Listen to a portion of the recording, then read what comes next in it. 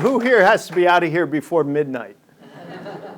Okay, so then we're only going to do a small little sliver of data and internet security. And while I like to hear myself talk, this is going to be an interactive session. So while I have slides beyond this opening slide, what do you guys want to know about data and internet security? What questions do you have? Anything about WordPress, use a lot of WordPress, and how do we protect Okay. these little back doors there? Okay. Others? Cloud, what to put on cloud, what not to put on cloud, have security issues around that. Okay. Come on, folks, don't make me call on you. If I call on you. How not to become paranoid. Ah, good one. That's actually my favorite one. Should you ever let the computer save your password? I'll answer that right now, no. Never. Sean, what's the difference between And you're a plant, so you don't count. But go ahead. the difference between antivirus software, malware, etc.? Okay. So a ton of good questions. We're going to get to a very high level in terms of some answers to those. Unfortunately, we won't go deep down into WordPress and individual, but we will talk about what's the difference between viruses, malwares, Trojans, what have you. This is a topic that freaks people out, rightfully so, because everybody is worried about being violated and not in the physical sense anymore. As people know me and have heard my spiel, being online is more dangerous than walking the South Bronx at 4 a.m. in the 1970s. There is more risk to you, something happening to you while you're online for even the briefest amount of time than there was if you were going to walk all night through the South Bronx. So, by the way, technology failure, my battery died on my clicker, so I have to come up here and do this manually. I have one just like that. Nah, it's okay, don't worry about it. Gives me a chance to move.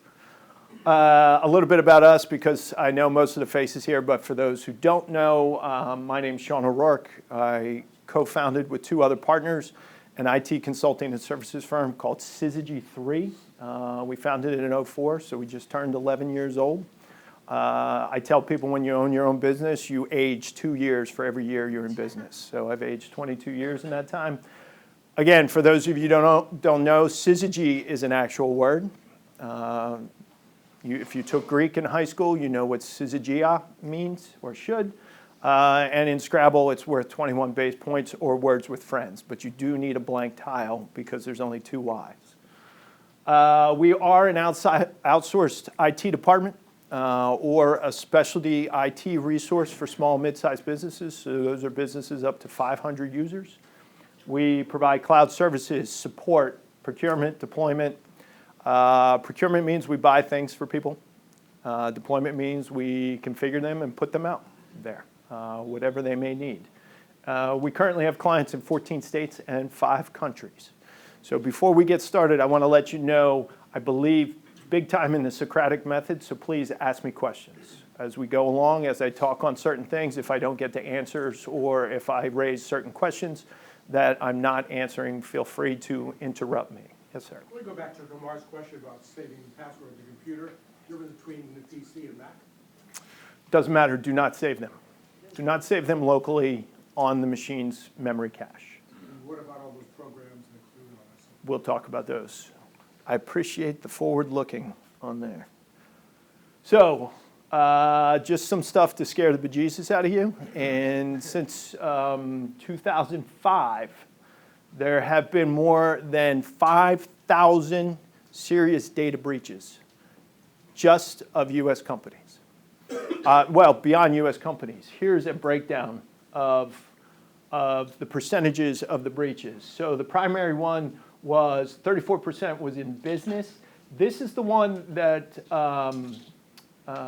that really got me, because there are HIPAA laws that have been on the books, but the government until this year has not really been fining people for HIPAA violations. And yet, since 2005, 26% of those hacks have been in the medical and healthcare arena, but nobody's gotten fined. And so I didn't have enough time to dig in further why those fines did not start back then when the original violations occurred. But I do find that interesting, and that was a little bit of a surprise to me. This one's not a surprise. I thought the number would be higher. Only 16% was the government and military. So that tells you the government and the military, except for folks like Snowden and what have you, are pretty good at keeping the world out from the data that they collect.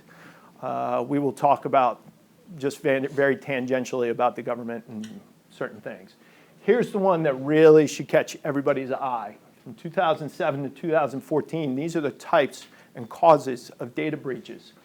And back in 2007, it was called data on the move. That means people lost laptops that had data on it. When people were shipping information somewhere, somebody hacked it and got it, or violated it once it got to an offsite center. 2014, almost 30% of the violations and whatnot were caused by hackers. This has become big, big, big business.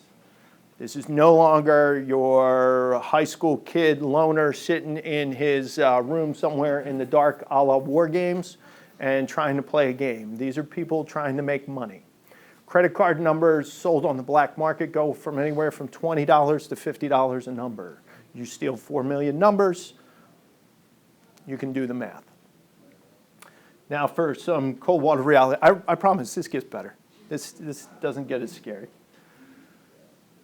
So I decided to do this just to compare and contrast. Everybody know who John Dillinger was? Okay, besides the movie. The movie Public Enemies was bad. It didn't give true John Dillinger history. But John Dillinger, most famous bank robber in US history, really, and the best at it. How did he do it? Did it publicly.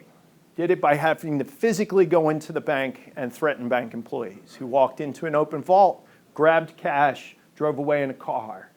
They attribute to the John Dillinger gang about 24 plus bank robberies. There's give and take on those numbers. The total haul, even back in the 1930s, was pretty large. It was about $1 million. Today's dollars, that's a big number in today's dollars. Just recently, they uncovered a hack that had been going on for probably 8 months and still goes on because they haven't found all the malware in there. A bunch of hackers got together and ripped off banks of more than $1 billion. And they did that in 8 months. Dillinger did this across a couple of years before he was caught. They did it anonymously. Still don't know who they are specifically. They know from whence they came. And what they did is they found exploits at banks and they installed malware in the background. And on those computers, what they could do once they were on the computers, all right, here's the thing about money. Money is no longer real. Money is no longer reality. I'm going to pull this out. This isn't real. These are just digits on a computer screen that eventually produces this kind of cotton fiber blend and give it to me when I need it. But most people don't have that anymore. They do their banking online. They go to the bank and say, here's my check. And the check produces digital digits that become money. Well, that's perfect because all they did is they went into those accounts and they just changed the numbers. And like accounting, they decreased it by $10,000 in this account and they increased it by $10,000 in one of their accounts. And they just moved money electronically. Didn't have to go into a bank, didn't have to drive away in a car. They sat around and they set this automatically. This malware was installed 2 to 4 months before they activated it, just to make sure that nobody found it and that they could get away with it. The malware is still installed at some banks because they can't find it, because they attack banks internationally, US and overseas. US banks, it's all out. Overseas banks, not so much. But because of the way banks talk, there is a possibility that those overseas banks could still infect other banks here. The thieves were Russian, Ukrainian, Chinese, and European. Here's the two that really start to get me, Chinese and European. Typically, the way it worked up until this point, if you had a hacker who was stealing intellectual property designs on a new product, military designs, what have you. Chinese government-backed hackers. Okay? They were looking to steal, stay again? Allegedly. If they were trying to steal money, they were Russian and Eastern European. If they were just trying to make a name for themselves in the hacker community by creating a virus that infected 10 million computers or what have you, they were usually North American and EU. Africa, South America, Central America, not real popular yet in terms of being a hacker. But it's a growing thing. This changes things. Because now all of a sudden, if they're getting independent, because this is not government-backed, I can pretty much guarantee that. Because the Chinese government does not want to be involved in stealing money from banks. So if you have individual Chinese hackers who've figured out a way to get around the Chinese firewall, or even worse, that the Chinese government turns a blind eye and the European Union is doing it, that sort of starts to open the floodgates and changes the game on there. So total haul so far has been 1 billion plus. None of you lost money.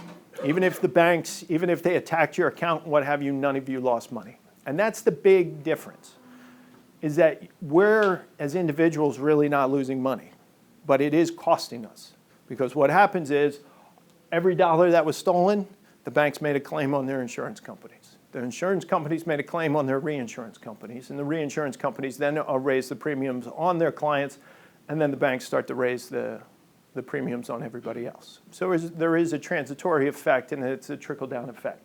But this just tells you this is kind of how it works now. It's big numbers, it's big business. So there is going to be a market for it. Where there is big business, where there are big numbers to be made, people are going to take the risk and go for it. So, but you are not the targets, per se. They are looking for aggregate numbers. And so here's what I want everybody, when you see the news and whatnot, these are sort of the two key words, especially on law enforcement side. Theft is personal information that is accessed without permission, whether or not it is used. Okay? Target was both theft and fraud. Home Depot was both theft and fraud, because fraud is personal information accessed without your permission that is used for financial gain by somebody else. So what they did is that they stole those credit cards, millions and millions of credit cards, and then they sold them. Social Security numbers go for thousands of dollars, by the way.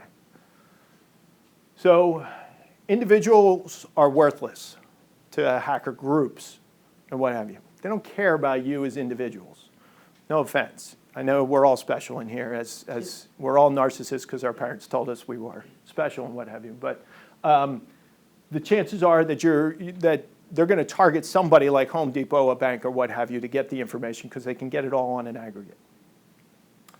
Where you are a target are the folks who are trying to learn how to do this game, or somebody who wants to make a name for themselves, or somebody who holds a grudge. Because you are a great practice ground for figuring out how to do it. And here's the problem with the individual hacks, is that they're actually more damaging to you than these big hacks. Because what they're doing is that they're stealing every piece of information that they can find. They're stealing every username and password that they can find to every account that you may have. There are great stories. I posted one the other day about a software designer who got hacked. And they stole everything. They stole social security numbers, usernames and passwords, bank accounts, and what have you. And what they did is that they made phone calls. And we're going to go over this. They made phone calls and got the information that they allowed them to go in and change everything and start to take control of their lives. And that's very difficult to undo. Because as an individual, because of the way things are structured, that is very difficult to undo. So the next screen, we're going to go into talking about protections. Everything is a target. Every online service is a target. Everything that you do electronically is a target. So don't be paranoid. Don't freak out. Just be smart about it. and then we'll get to that. Let's talk really quick about the government. How many people here know about the spyware that was installed on Lenovo hard drives by the NSA? Okay. Yeah. So, I'm sorry. Yes, there's two different ones. One was spyware. One was essentially malware that made ads pop up, certain ads pop up on Lenovo. I shouldn't have said Lenovo because the NSA, probably working in conjunction with the hard drive manufacturers. So everybody knows what a hard drive is. It's where all your data is stored. It's either in a flash format or it has a spinning disk on the inside. That's why your machine gets hot and you hear the spinning of it. The NSA installed spyware on millions and millions and millions of hard drives before they were ever inserted into computers and then shipped out worldwide. And they could activate it at any time. The government is the worst offender of your privacy in history because they have the capabilities to be able to do it. And this is not a political statement, whether you believe it's for national security or not, I find it repulsive that they would do that. But I also find it repulsive that they had the cooperation of those companies to be able to do it. Because you do not just get that spyware installed on a hard drive in the manufacturer's facility without somebody cooperating on a major level. So that is just my opinion. I tell this people all the time. People seem to accept that the government is spying on them online, but would you accept them listening to all your phone conversations?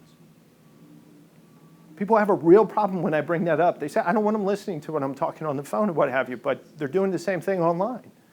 Well, I don't care. They could say, I'm not going anywhere. I'm not doing anything. All I do is bank it. Well, there's no difference. It's still your information. It's still your life. So I do want people to be aware of that. The only way you do change on anything is if you make a stink about it, and nobody's made a stink about it. Nobody. It's like that's the way it is nowadays. So I find it very weird. I don't have a personal Facebook page. I find it very weird that people put their whole life on Facebook. I have to tell you, folks, the moment something goes online, it never disappears, whether you delete it or not. It takes Google 2.8 seconds to cache an internet page when it hits the web. It goes up there, it stays up there forever, and somebody can find it. So what you're saying is Big Brother is watching. Everybody is watching. Big brother, little brother, big sister, middle sister, mom, dad, the whole kit and caboodle is watching you out there.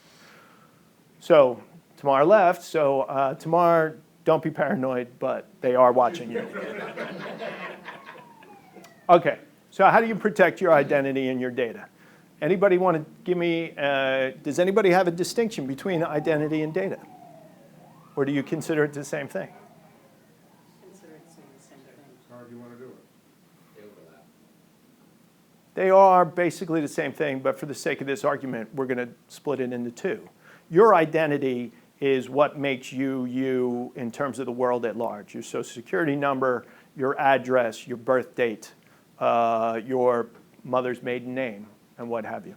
That's your identity. Your data is your usernames and passwords, the sites that you go to, your email, the pictures of your kids, or what have you. That's your data. I'm doing this on a personal level because the business level, it just gets really complex. So I figured for the sake of this conversation, a lot of these things can be used at the business level, but if we got into that, we really would be here until midnight, and then we'd be here to midnight tomorrow, and then Friday, and then over the weekend, and what have you. So I figured everybody's got a life, and nobody wants to listen to me that long. Don't freak out. They are watching you. Everybody's watching you. Everybody's trying to steal your information in one form or another. It's just the way it is online. Don't freak out. Just be smart about it. Don't click on every email link, every link that comes in via email that says funny on it. Or I got a great picture for you. Do not ever click on a zip file that gets sent to you unless you confirm that the person who sent it sent you a zip file. I had a great one. I had a director of IT who wasn't paying attention, clicked on a audio link or audio attachment because he thought it was a voicemail, and it actually turned out to be the crypto locker. And crypto locker is what encrypts all the data on your hard drive, and then they ransom it off for you to pay them to unencrypt it. He wasn't paying attention, and he's the only client who's ever happened to, and it happened to be the director of IT for one of our clients. So you just have to be smart. Here's a tip, and I've said this a lot, so if I'm repeating, deal with it. No bank, no financial institution is going to send you a Dear Customer letter or email. They are going to send you a Dear Sean O'Rourke. They're going to have your entire your entire name in there. Second thing is, don't click on the damn links in the email. If they say they have a message for you, if they say they have something important on your account, log into your account and check it from there or call them. Do not accept at face value anything that comes in by email. Yes? Occasionally, like this thing from Wells Fargo came in. It says, your account has been, and it went into my spam box, so obviously it was fake. But how are they, Yahoo's getting really good at encrypting the same logo, the same. Oh, yeah. I mean, I had one from Amazon that took me 2 minutes to read all the way through and look at everything to figure out it was not a legitimate Amazon email. It is getting really good. That's why I say don't follow the email, go to your account. Yeah, I mean, I bought an item off eBay, and they literally sent me the exact page you get when someone, when you buy an item, like your item, you won the bidding or whatever. Right. And it was at ebai.com. Yep. I just didn't know. I thought the whole thing was real, and until they send money to Nicaragua, I'm like, all right, Yes. But that goes also to hovering over the link if you Right. think. Yeah. I mean. And also yeah. the English is bad, or things Yes. don't make sense. Sometimes. But that's what it took me time on the Amazon because somebody a native English speaker wrote it because it was well done. But yes, you could take your mouse and hover over links and see where they're going to go. But even that's getting better because they're buying domains that look similar, or they're buying the domain .wellsfargo.scam.com kind of deal. No, it's just, I'm very aware of that. That was actually a question I was gonna say about what not to open. I got one the other day from TD Bank, logo, everything, just saying about, thank you for recently registering for online banking, and this whole thing, I was like, whoa, I did not do that. Mm-hmm. So, intuitively, we have to. I mean, you know certain things that you didn't do. Like I hadn't ordered anything from Amazon. It was in Amazon, your delivery is on the way. And I thought, oh, great. Well, and then it took me, again, I couldn't remember, did I order anything and whatnot. But yes, they're getting very good at it. It's no longer the Nigerian prince needs to store $10 million over there. Right. I'm waiting for my check. Yeah. So it's okay if you accidentally open the email, it's just don't Correct. click on anything or open Correct. anything in the email. When you open the email, you don't, for the most part, they haven't gotten to the point where by opening the email, it activates anything in there. You have to take action on either the attachments or one of the links in there. So you get, I did a calculation. I got 120,000 emails last year. You have to read through most of those to figure them out. I just, trash it. I don't get it, 2 sentences, gone. Right. I mean, there's ways to skim through them, but again, they're getting better and better. Create unique usernames and passwords for every site and service that you use. Do not use the same username and the same password for every site because it's easy. I'm sorry, this is no longer easy. By the way, I waited to the last line, but stop complaining. This is the way it goes. This is what you have to do now. You can use a password service. There are plenty of online password services. I have too many passwords, both personal and business, to where it's not effective for me to use it, so I use an encrypted Excel spreadsheet for both of them. I give it a generic file name, and I hide it deep in subfolders and what have you, so it takes me a lot of clicks to get to, but that's where all my usernames and passwords are. Now, do as I say, not as I do, because some of my usernames are still the same because they use your email address. Everybody sees a lot of sites use your Facebook login. I know it's convenient. I would suggest not doing that. I would suggest using a new login. Facebook, it's great. It creates all sorts of conveniences and what have you, but then you're limited. All they have to do is hack one username and password, and you're SOL. So how do you encrypt that file I just put a password on it. You lock it. on each file? On each, there's only 2 files, so there's one for business, one for personal. I keep them in separate. Yep. And I put in a password on there. What? I forget that password. Don't. Put it somewhere. Write it down. It's in my will. And I have to change it every time I change it. I have to change my will because then my wife knows what it is and where it is. Also, that's the other thing. Remember, you are eventually going to die. And people are going to need access to this information. You need to keep this information. You need to let everybody know where it is. So I recently reorganized all my folders and file structures. I had to put the path where the files are located, or else Susan's not going to find it, and she's going to kill me all over again after I'm dead. You had first. I was gonna say, much like you, I have mine encrypted to an Excel spreadsheet. Yes, But the best encryption is still the old-fashioned, write it down. No one can hack. But do not tape it under your keyboard.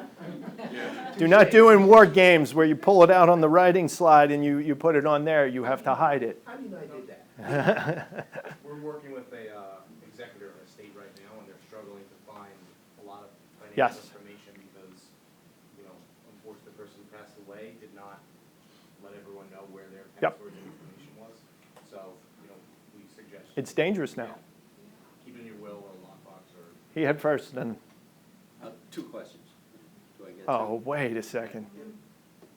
Password protecting a file doesn't encrypt it. Doesn't necessarily encrypt it. So No. somebody can hack that. correct? Sure, Okay.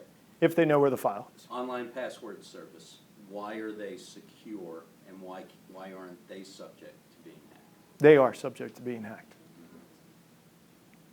The password services are pretty good, but they're just like any other online service. They are subject to the same dangers, the same risks as anybody else. That doesn't make me feel better. No, but technically the way the password encryption works is that what they call data at rest, so the data on their servers is encrypted. Technically, that encryption is tied to your username and password, and only you are supposed to have that. The password service provider does not have that information. So the unencryption key should be attached to you. The NSA cannot break a good encryption unless they have the encryption key. I don't care what supercomputer you run it through, they're not going to be able to unencrypt it. So it's pretty secure up there. You, by the way, everybody here, me included, you are your greatest danger in terms of the risk to your information, your identity, and your data. The password services online, I don't mind using. They're just a little bit too clunky for me right now because I have too many. I have 200 plus in the business side and I have 100 plus on my personal side.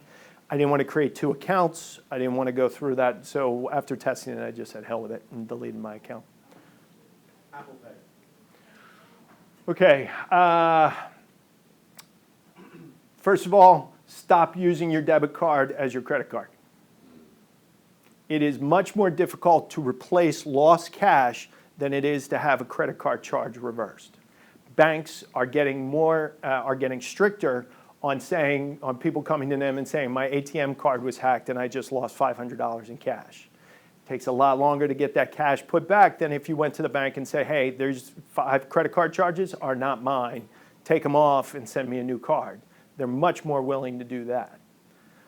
Apple Pay, since it is tied to a credit card, same thing, really. Problem with Apple Pay is also tied to your iTunes login. And your iTunes login is tied to your phone. And anything you have on your phone, if you can get through the iTunes login, or if you can get through your little 4-digit, and by the way, they can hack your fingerprint, then it's the same type of risk. I don't mind it. I just haven't bothered to call my credit card company to get it set up and whatnot. Same type of risk as using just a regular Credit card, yeah. So it's not so dangerous. It's not so dangerous, but it will become dangerous, and then they'll have to figure out the next step. Is it worthwhile or helpful to turn your desktop off at night when you leave? And does the answer matter whether it's a network computer or standalone? If it's got internet connectivity, then yes, it's at risk. I don't turn mine off. I lock it, and it's got my password on there. But yes, if you turn it off, nobody has access to it. Nobody can break into it. Well, except the NSA. Except the NSA. But still, you need wake on LAN technology even to be able to do that. So, but yes, you can turn it off if you want to be more secure. I don't turn mine off, to be perfectly honest. Again, if they want to come after me, they can come after me. I've done all I can. I know where all my information is. So let's move on real quick because I want to give you a few more hints. Obviously, keep your login inventory. Keep it for your heirs because as you put more and more online, people know how to get to it. For non-financial or government agency, don't use your real birth date. Did I do that right? Yes. For non-financial or government, yeah, anyway. Don't use your real birth date. So on Facebook, don't put your real birth date. If somebody asks you to put your real birth date in, don't put your real birth date. What do you care? Again, iTunes, great way. iTunes is the worst because that's how the last 2 hacks that I read about got done. They called Apple to reset their password, and because they had their real birth date and knew the answers to their security question, Apple reset their passwords over the phone. And it was the hacker. But you may not want to do that with government services. No. That's why I said I did this. For non-financial, I meant to delete government services. For government services, financial institutions, anybody who needs real accurate records, you have to do your real birth date. Everybody else, do a fake birth date. Okay? Create fictitious answers for your security questions. So your mother's maiden name, Beelzebub. Mephistopheles. Let's keep the devil theme going. Who cares? Only you know the answers. But if you give real answers, somebody else will know those answers too. It's your personal information. Share it begrudgingly. Make sure why they're asking you for it is legitimate and worthwhile. And if they're asking you for personal information, lie. Major League Baseball thinks I'm a few years older than I really am. So, don't always go younger. Go older sometimes. Suck it up. It'll be worthwhile. But again, you have to write this information down because if you forget it, well, then you're screwed. By the way, that's the thing. Don't be paranoid, but they are watching you. So, to do it. Encrypt your data where possible. Encryption is becoming more and more popular. It's becoming more and more contentious with the government. If anybody reads articles, the folks out in Silicon Valley and Seattle are all fighting DC and the NSA about encryption. They don't want to hand over the encryption keys. And the NSA wants those encryption keys so that they can get to everything. Doesn't mean the providers themselves. Google, if you read Google's terms and conditions, Google has the right to your email, your data, and anything that you put on their drives. They have a full right to it. I have a real problem with that. I have a big problem with that. If you're a lawyer, you should not be on Google at all because technically your eternal client privilege can be violated because you signed off on it. Yes, so if you can find services that will encrypt your data, then those work, especially on the cloud. More and more cloud providers are doing that. The problem with encryption, it has to be both ways. You have to have the encryption key, and the person on the other side has to have the encryption key if you want to communicate. So we haven't gotten there just yet. Create a backup of your data, both online and offline. For residential stuff, there's a gazillion backups. There's Mozy, there's Carbonite, there's whatever. We offer our own backup for businesses that some of our clients use for personal. But then you should also have either a thumb drive or an external hard drive that you back up all your data to and keep that offline. By the way, on passwords, usernames and passwords, if you have a file like the Excel spreadsheet, I no longer type mine in. I copy and paste it. Because if you have a keylogger on infection on your machine, they can't read a copy and paste. They can read the keys that you type, but they can't read a copy and paste. So that is my paranoia. That's my paranoid step. Delete data. How do you get the thing to copy from initially? Because I have the password for the file somewhere on my machine. And again, it's just mouse clicks away, and I copy it and I paste it into the file. So again, it's just mouse clicks, which can't be tracked yet. Delete. Go ahead. I've found some, I think, financial institutions where I can't cut and paste, I have to put it in. Correct. Which, again, I have a real problem with. Sure. They're doing it for their reasons, but then they're playing with my ability to secure myself. So. Can you look at my computer and tell me whether I have that keyboard encryption on it? Or You mean the keyboard logger? Yeah. I mean, you'd have to do if they're any good, you'd have to do a really deep search to find it. For the most part, I pretty much guarantee most people in here don't have it, because then you would have already been violated. Again, not physically, for that recording.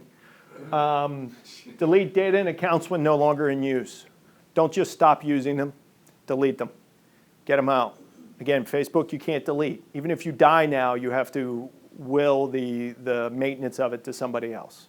Again, big problem with that.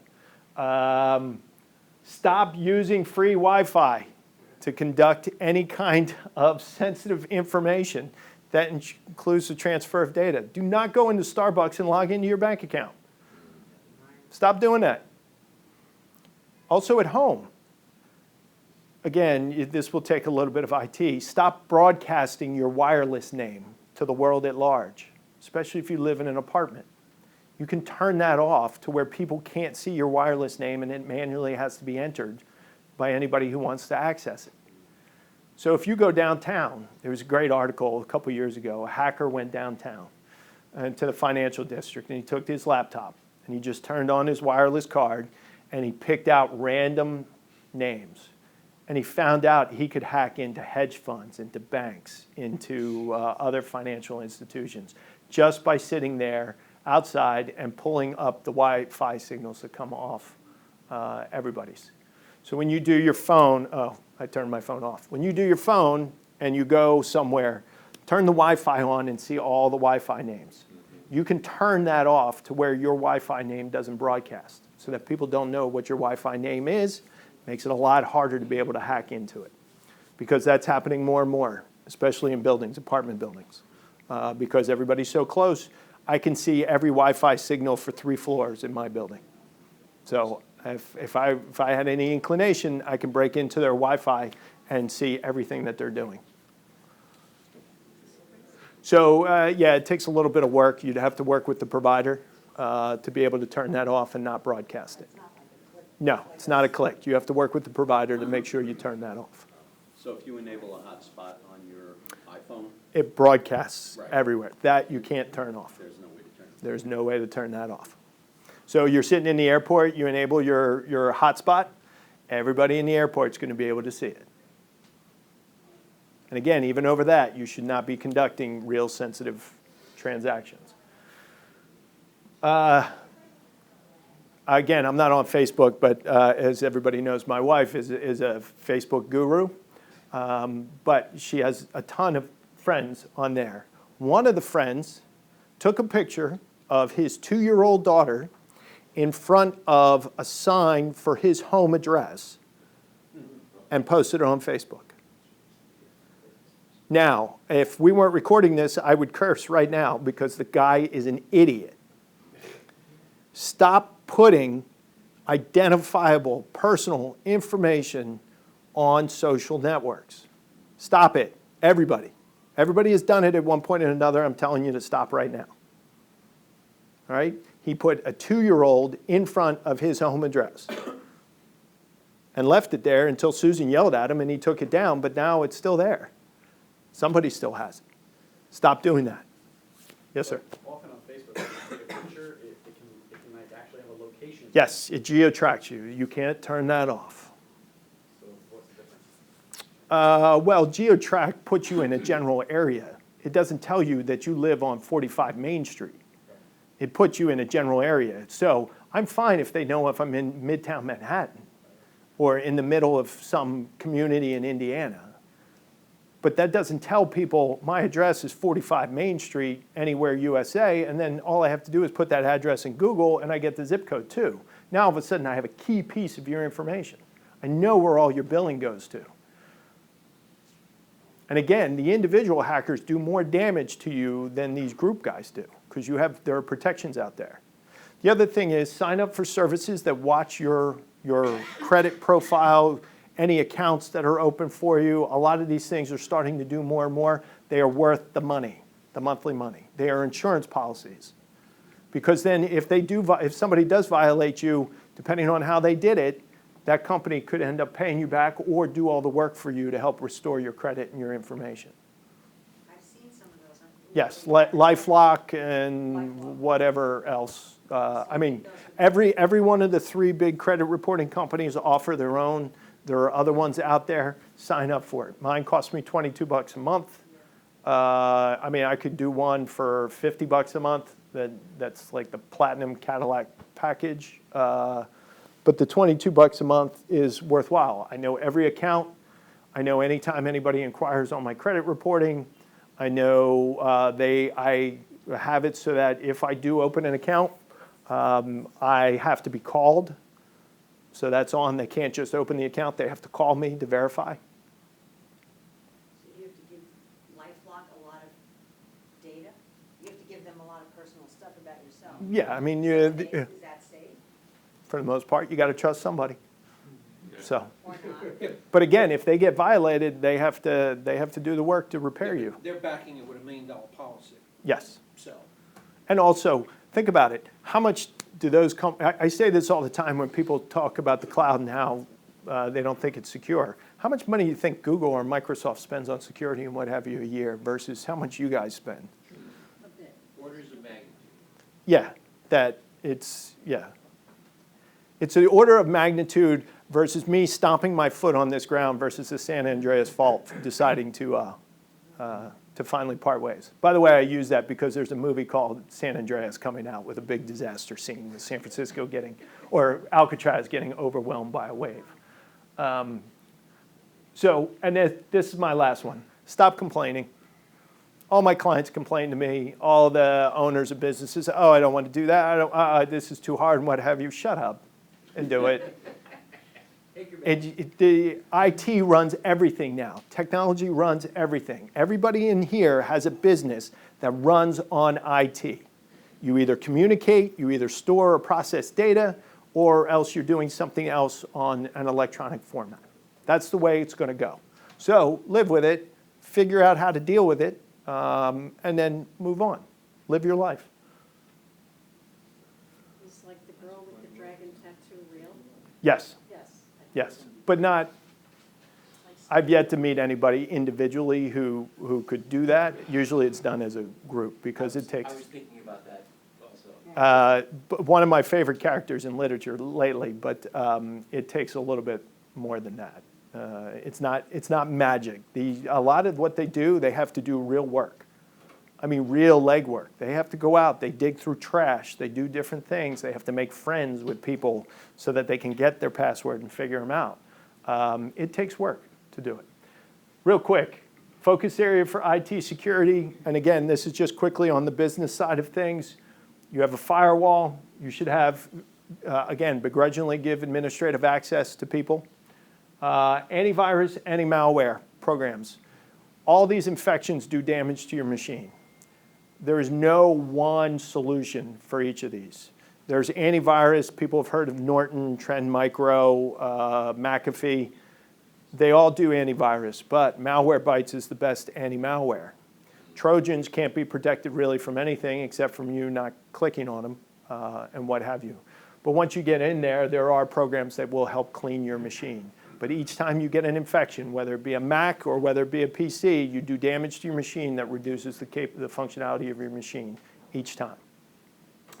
Password protocols, you got to make them hard. I tell this story all the time. One of our first clients, first hedge fund clients, the owner of the company had his social security number as his password. That's sweet. Yeah. That's a good deal. Yeah, exactly. 2-in-1. Encryption services, if your business can afford it and you can figure out how to use it, that's the best. Make sure you have a disaster recovery and a business continuity plan. What happens if you do get hacked? What happens if Sandy comes in? How do you continue to run your business? Wi-Fi names and passwords, don't broadcast them. If you do broadcast them, make sure you have good passwords for them. And you monitor the activity on them.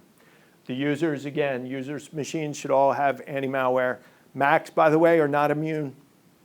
Do not believe the hype. 2 years ago, the largest global infection, virus infection in the world happened on the Mac platform. So, 3 years ago now, sorry. Password protocols, security policies. You should let everybody know what they can and can't do. Should be documented. Should put it right in front of them. Audits. You should do audits of what people are doing. I have a client who was walking around his office, 35 people, and saw Facebook up on 6 different machines. He called us. We installed software on the firewall, every social media site, and whatever site is now blocked. Can't get to it anymore. Web usage, same thing. You don't want them doing it personal. Enforce it. Be a parent. Make it hurt. Spank them if they do something wrong. Because this is not, again, you're playing a game now to where you're playing hide and seek. And the less obvious you make yourself, the less of a target you are on the business side of things. So make sure people are invested in keeping things safe. And that's it. Thank you. A lot of companies, including I know a lot in this room, are remote, right? I mean, not only are there a lot of solopreneurs who use vendors, but we're seeing a lot of companies where people don't work in the office and Correct. people like it that way. But company information is still dealt with, right? Yep. So I mean, how it's one thing in an office to yell at people for not accessing Facebook, but what about if they're home? Well, then again, there are realities of certain situations where you don't have control. No, I know, but then what are some things you can do to maybe make your virtual organization safe? Use a cloud service that does encryption Okay. for your data. Audit it. Make sure it can be audited so you know who's accessing it and when. You got to hire people, like I said, you have to trust somebody sometime. And in that instance, yes, remote users, you're going to have to develop a bit of trust on that front, that they're going to be working. Now, the reason why the other gentleman wanted to block the social media websites is because he wanted them working. He didn't want them playing around. Okay. Well, that's fine. That's a That was more along the lines that he was tired of calling them names and whatnot, and they wouldn't stop, so he stopped it for them. I see. But there are security risks. You can't do that when you have remote workers, just unless they're on a company machine. Right. Then you can do it. If you own the machine, you can do whatever you want. That is your domain, no matter where it is. So there are tools, there are things that can be done on that front. But if they're working from their own personal machine, even if they're working on your stuff or the company stuff, there's very little that you can do. Encryption and things Yeah. like that, yeah. Basically, all browsers now have this in private Yes. feature. Does that actually do anything? Yes. It does. It's Yeah. good. So So why wouldn't you just do everything in private? you should. I do. That's one thing I could have put up there. So every browser, Chrome, Firefox, Internet Explorer, Safari, Safari does have it in private. Okay. Safari, by the way, is the Apple browser, which is the worst browser out there. They all have what's called in private mode. So once you're in private mode, those cookies that people put on your browser can really no longer follow you or collect the information of what you're doing. All my stuff is in private mode for that very reason. I have noticed, however, even in private mode, I go to Amazon, I look at something, what have you, an ad for Amazon So is that, pops up. is that Another under website. settings? Yes. Yeah, it depends on the browser and what have So you. it's not foolproof. but It's not better. foolproof. But it's better. Yes. I mean, it does do some things for you. See? That's Big Brother. That's Google calling him to tell him, Sean, to shut up. You know what you're talking about. Yeah, exactly. They probably do, actually. Thanks, Sean, great presentation, thank you. Yeah. No problem. So is the suggestion, this is a pretty basic question, that I go back, like a lot of my passwords are the same. Yes, change them. Go back now and just one at a time, just start changing them. Yes. So I think it would be probably a good project, like when you're sitting around doing nothing, to just keep a list of all kinds of passwords, because so often. Well, it's you should smart, create- have to know what. So you could call me, and I can walk you through how to create the password Excel type of spreadsheet that I use, and then how to hide it wherever you're going to hide it. Think on the spot of like, what's your new password, you know? Well, what I would do is I would take a current password, copy and paste it, and then create a version of it. And again, remember, if you use a word in the Oxford English Dictionary, there's something called a brute force penetration, where basically they just try to guess your password. It takes a desktop, just a regular desktop computer, 0.0004 seconds to break that password. Right, it's like If you add a number on it, it's like 0.0008 seconds and what have you.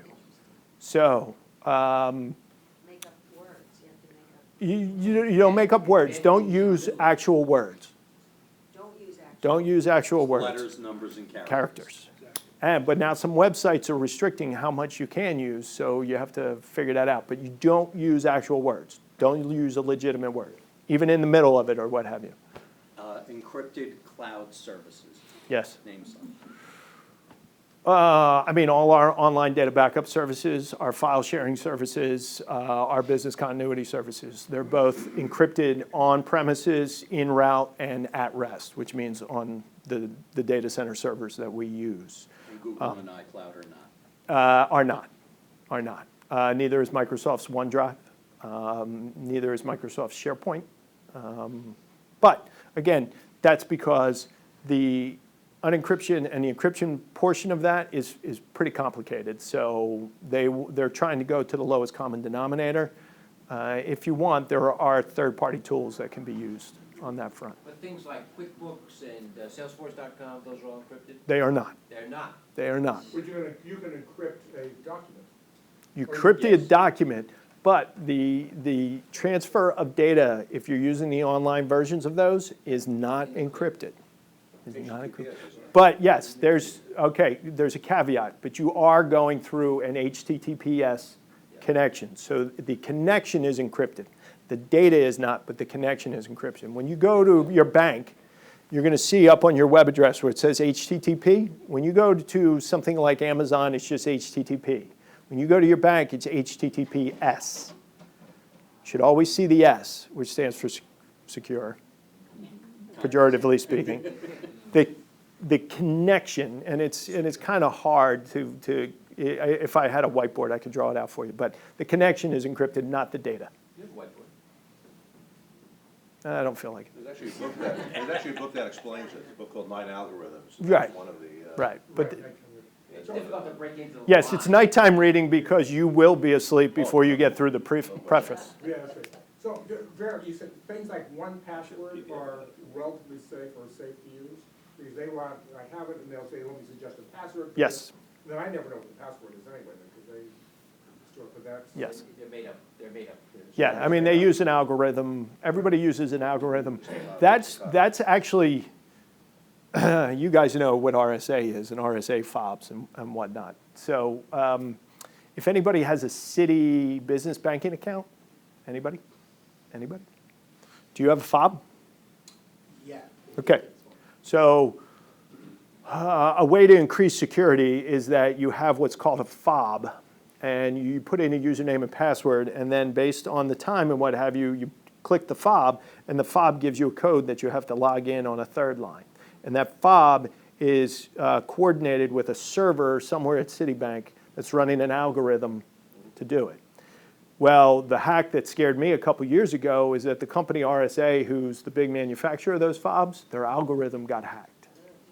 The algorithm that kept how the numbers and the sequences coordinated and when they came up and what have you, that got hacked.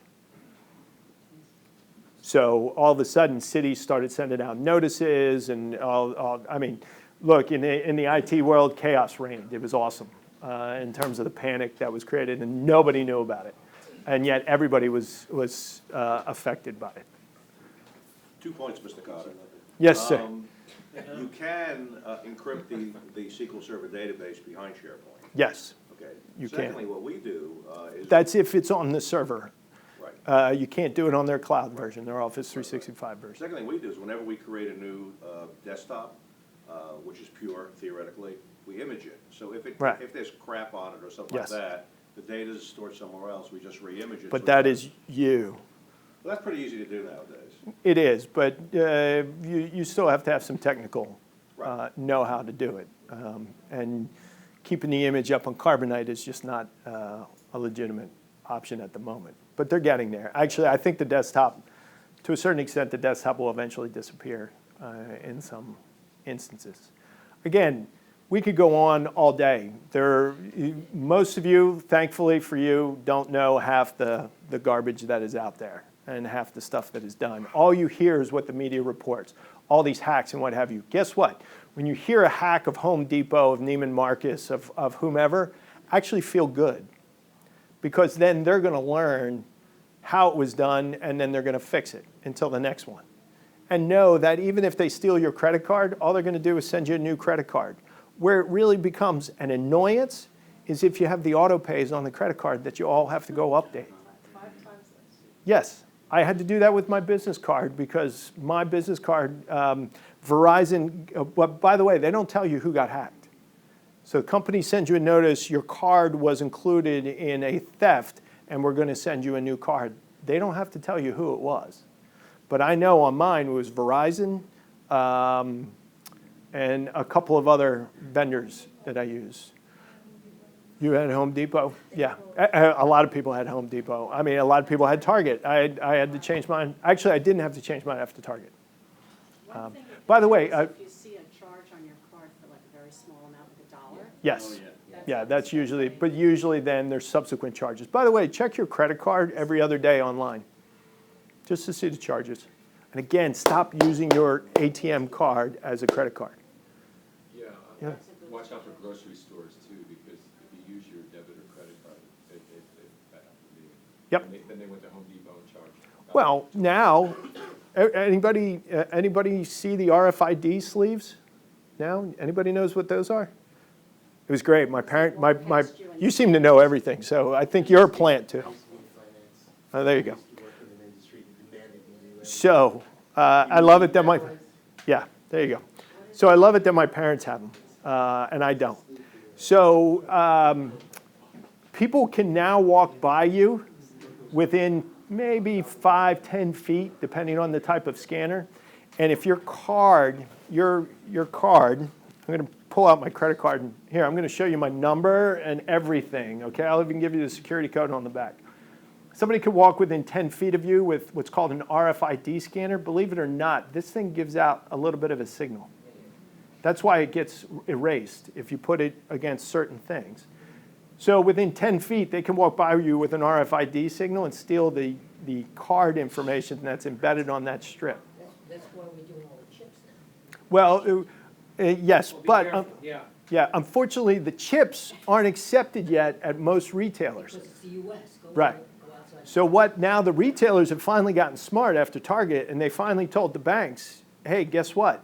You either put chips in your card or you start paying for, or no, the banks started saying this to the retailers. You either start getting credit card swipe machines that accept our credit cards with the chips in them, or you're going to be responsible for returning the money to the customers who got stolen. So what happens is in Europe, there's, again, capitalism's great, having an open competitive society is great, but one of the downsides is that you can't dictate protocols or standards like they do over in Europe and other parts of the world. So we have competition all over the place, but also we have a bunch of standards that people can't really get around. Credit cards are one of them. Chips in the credit cards basically create 2 or 3 factor authentication and make it much more difficult to steal. So the sleeves are just little pieces of paper, essentially, that block the RFID signal. You can get them anywhere. You can get them on Amazon. You can go, I think you could buy them at Target. I think I saw them at Target. RFID. Yeah. By the way, everybody know that Target knew about the malware installation a week before it went active. And they had a whole week to be able to clean it off. So the way Target works is that their network security center is in Singapore. It found the infection, told the folks in Minneapolis, but the folks in Minneapolis get so many notifications, they just basically missed it. And then a week later, it went active and stole all the credit cards. Home Depot was hacked because one of their vendors got hacked who connect into their ERP system, and their ERP system connects to their credit card and data processing system, and so they went in through a vendor that hacked it. Neiman Marcus was another one. Needless markup is what I like to call them. Yes, so I mean, there's a lot of stuff going on. You only care about if they find your social security number, really. So that's why, but social security number is usually not used standalone. Lie about your birthday where you can, lie about the security questions where you can. If you really want to start getting really paranoid and what have you, tomorrow I recommend you get a P.O. box. Start sending everything to the P.O. box. Get a shredder. Though I don't know how many people have paper anymore. And what was the other one? Argo, they put a little piece of paper back together? Yeah, that's very hard. If you get a cross shredder, that's not happening. That is not happening. And you know what? If you're really that paranoid, burn it. Burn it. Burn it. That's it, burn it. Well, they have course-cutting shredders. Or put them in different places. Look, all you can do is just be smart and wary. Don't go randomly clicking on stuff. Don't go randomly giving folks who are sitting there begging on the corner your credit card. Just be smart about it, and that's all you can do. My other thing is, if you don't like what the government's doing, of which you don't, you start complaining about it. But unfortunately, we have a bunch of leaders who now claim have never sent emails, in which case then they have no idea what they're doing on the security side of the house. So, Thank you. Sean, thank you.